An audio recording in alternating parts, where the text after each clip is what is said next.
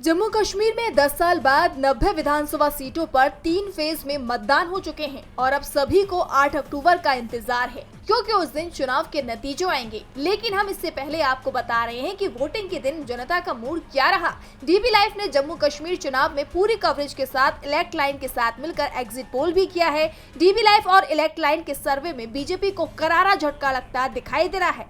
बात जम्मू कश्मीर विधानसभा चुनाव की जाए तो जम्मू में सीमांकन के नाम पर 6 सीट बढ़ाने का बीजेपी का दाव उसके काम आता नहीं दिख रहा है, जबकि कश्मीर में कांग्रेस और नेशनल कॉन्फ्रेंस को 29 से 37 सीटों पर जीत मिलती दिख रही है।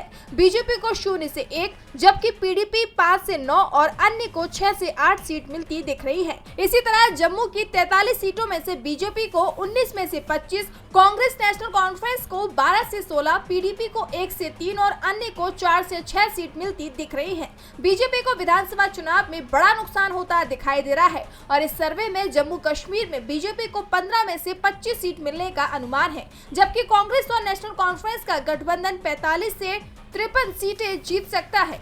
इसी के साथ 2014 के चुनाव में राज्य में सबसे बड़ी पार्टी बनी पीडीपी के हिस्से में 6 से 12 सीट आ सकती हैं। इस बार जम्मू कश्मीर में बड़ी संख्या में छोटी पार्टियों और निर्दलीय उम्मीदवारों की जीत भी दिखाई दे रही है।